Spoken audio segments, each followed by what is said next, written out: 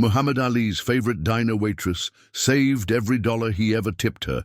2 decades later, her secret was revealed on live TV.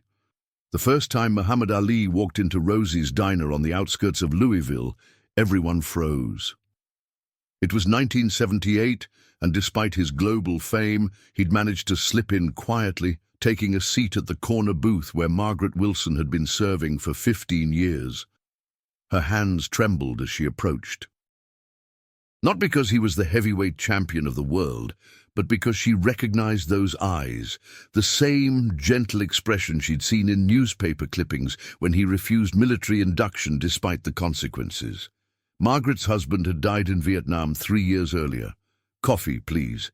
Black with 2 sugars, Ali said, his voice softer than she expected, the slight tremor in his hands already visible, though few talked about it then. Margaret nodded, unable to form words. She was 42, with silver streaks through her auburn hair and the kind of weathered hands that had poured 1,000,000 cups of coffee. The morning light caught the simple gold band she still wore. "You still wearing his ring, that's loyalty," Ali observed when she returned with his coffee. Margaret's eyes widened. "How did you—" "I notice things about people. The real things," he replied, tapping the side of his cup. "People think I just notice how to hit someone, but that's not what matters." He ordered the simplest thing on the menu, eggs, toast, and a side of grits. When he finished, he left a $20 tip on a $3 meal. Margaret tried to return it. "Sir, this is too much." Ali gently pushed her hand back. "Nothing's too much for someone who serves others with dignity. Keep it." She didn't know then that she would serve him breakfast twice a month for the next 5 years. She didn't know that each time he would leave a tip that seemed excessive, $20, $50, sometimes $100 when he'd won a fight. She didn't know that the first $20 bill would go into an old Folgers coffee can rather than her purse, or that every tip thereafter would follow. What Margaret Wilson did know was that the money felt different from other tips. It wasn't just cash. It was a piece of history passing through her hands. That night, after her shift, she carefully flattened the $20 bill and wrote on its edge in tiny letters, "First tip from Muhammad Ali, April 17th, 1978.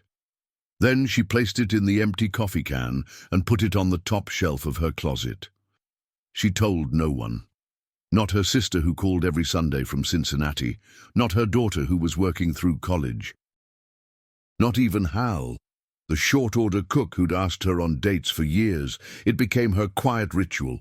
Every tip from Ali went into the can, each one dated and preserved like a pressed flower between the pages of time. By 1983, Ali had retired from boxing.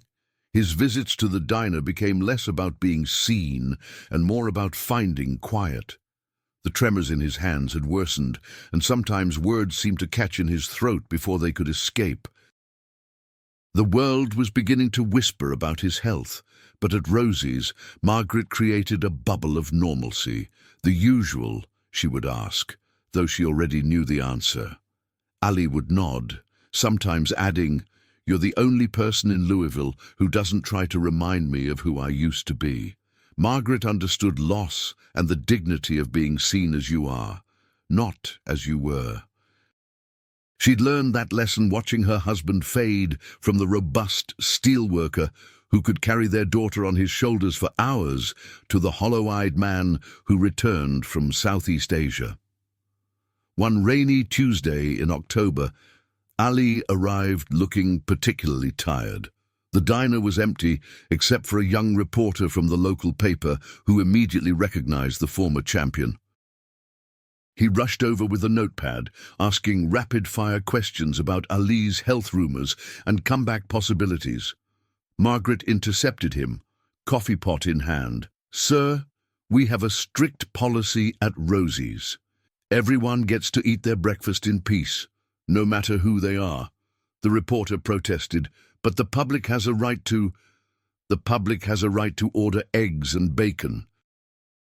"That's all the rights they got in my section," Margaret replied, steel beneath her honeyed Louisville accent. Now, can I get you some coffee, or will you be on your way? After the reporter left, Ali looked up at Margaret. You didn't have to do that. Do what? Margaret replied, refilling his cup. Just doing my job, making sure customers get what they came for. That day, Ali didn't leave his tip on the table. Instead, he pressed an envelope into her hand as he left. For the coffee can, he said quietly.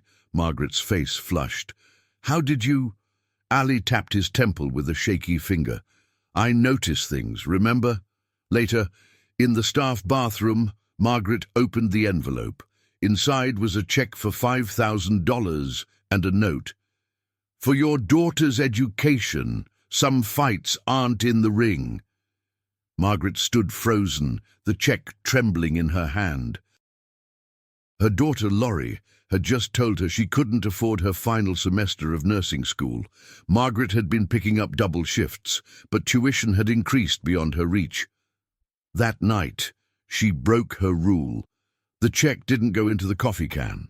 It went into Laurie's tuition account, but she added a new ritual, a journal where she recorded each of Ali's visits, the conversations they shared, and the wisdom he casually dispensed between bites of toast. The coffee can continue to fill with cash tips, each bill marked and dated. By 1985, when Rosie's diner closed to make way for a department store, Margaret had saved every single tip Ali had given her, nearly $7,000 in bills of various denominations, each with its tiny notation.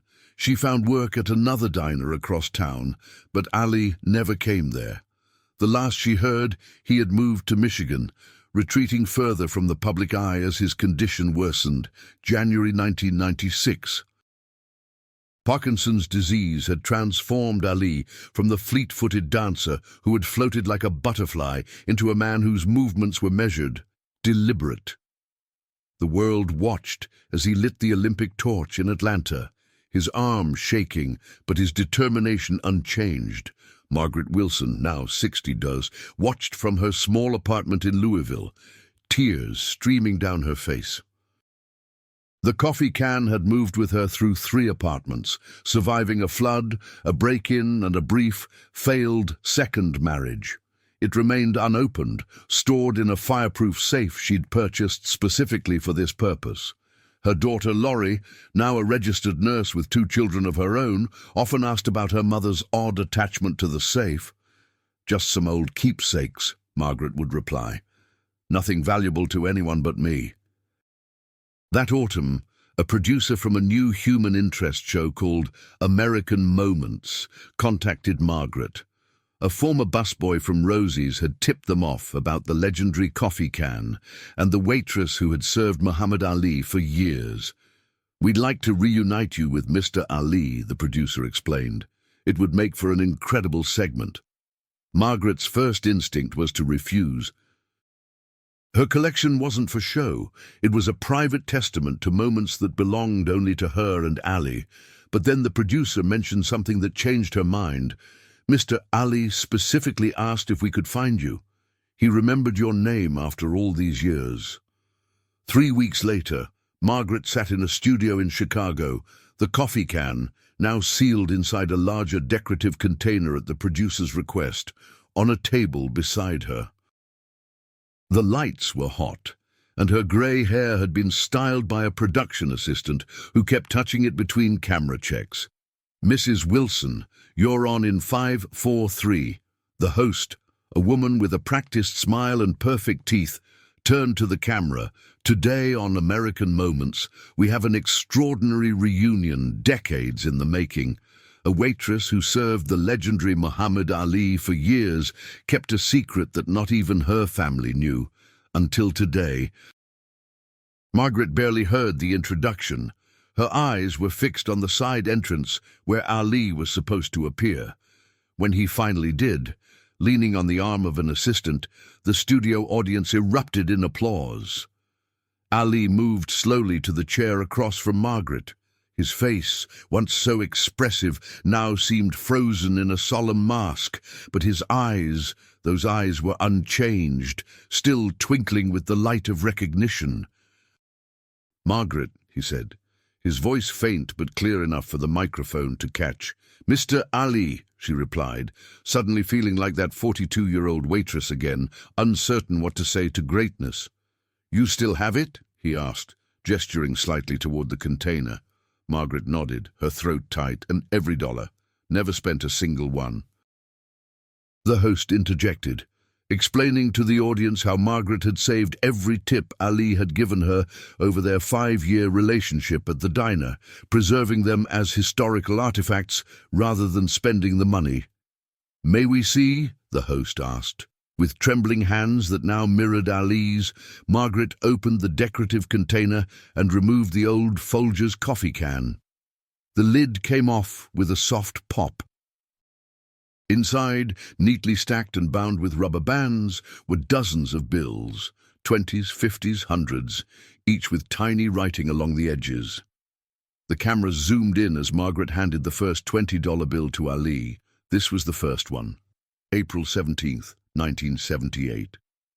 Ali held the bill close to his face, examining the faded ink. His finger traced over Margaret's tiny handwriting, and for a moment, the tremor in his hand seemed to still. "You remembered the date," he said softly. "I remembered everything," Margaret replied. The host, sensing television gold, asked, "Mrs. Wilson, this money must be worth quite a lot now. Have you ever had it appraised?" Margaret shook her head. "It's not about the money. It never was." Ali nodded in understanding, then reached into his jacket pocket with deliberate movement. He withdrew an envelope much like the one he had given her years ago at the diner. "I have something for the coffee can," he said. The envelope contained a single sheet of paper, a letter Ali had dictated to his assistant. As Margaret read it silently, tears formed in her eyes. "Would you share it with us?" the host asked gently. Margaret cleared her throat and began to read. "Dear Margaret, some people collect trophies, some collect wealth. You collected moments, and that makes you the richest person I know. Your coffee can isn't about money, it's about dignity. When the world saw me as fading glory, you saw me as a man who just wanted his coffee black with 2 sugars. For that, I can never repay you. The money in that can isn't yours or mine anymore. It belongs to history. Let's give it purpose together. With respect, Muhammad Ali." The studio was silent when she finished. Even the host seemed momentarily at a loss for words. Ali slowly reached for Margaret's hand across the table. With effort, he opened his palm. Inside was a small key. "What's this?" Margaret asked. "For the foundation," Ali managed, his speech slurred but determined. "Your name, for kids, Louisville." The host, having regained her composure, explained that Ali had established a small education foundation in Margaret's name, dedicated to helping children of service workers in Louisville attend college. The key was symbolic, but the foundation was real, funded initially by Ali, with the hope that Margaret would agree to donate the contents of her coffee can as well. Not for their monetary value, but for their historical significance. "These bills tell our story," Ali said, each word carefully formed. "Stories educate better than dollars." The camera panned across the studio audience where people wiped tears from their eyes. In the front row sat Margaret's daughter Laurie, her hand over her mouth in astonishment. Beside her were Margaret's 2 grandchildren, witnessing their grandmother's secret life unfold on national television. "I never told anyone," Margaret explained, looking at her family. "It wasn't mine to tell. These tips weren't just money. They were moments of connection with someone who saw me, really saw me, when most of the world looked right through me." She turned back to Ali. "And you were wrong about one thing. I wasn't the only one in Louisville who saw you as you were. You saw me too. A widow serving coffee, raising a daughter alone, getting by on tips and determination. You could have eaten anywhere, been served by anyone, but you kept coming back.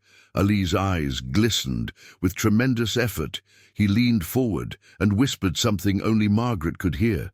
She smiled and nodded, a private exchange in the midst of a public moment. Later, when the cameras stopped rolling, Margaret and Ali sat together quietly while the crew packed up equipment.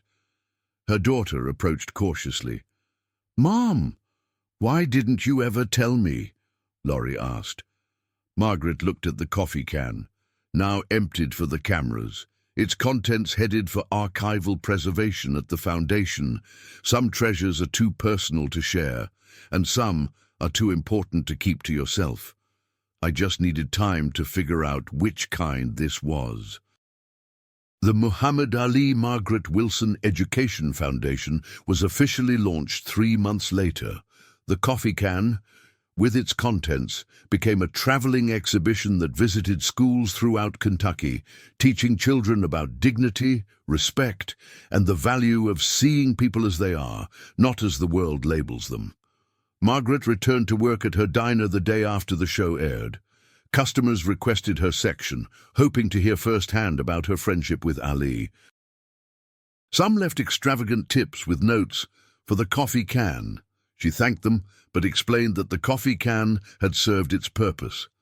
In her apartment, she kept only 2 mementos from those years: the journal where she had recorded their conversations, and the very first $20 bill, which Ali had insisted she keep. On the day Ali died in 2016, Margaret, now 80, sat at her kitchen table and opened the journal for the first time in years. She turned to an entry from December 1982. "Today, Ali said something I'll never forget. He told me, people will forget what you said, people will forget what you did, but people will never forget how you made them feel. I think that's why I keep his tips, not because of who gave them, but because of how it felt to be truly seen by someone who had the whole world watching him." She closed the journal and placed it beside the framed $20 bill on her mantel. Outside her window, the Louisville sky turned the same shade of pink as the sky on that first day Ali had walked into Rosie's diner, changing her life one tip at a time.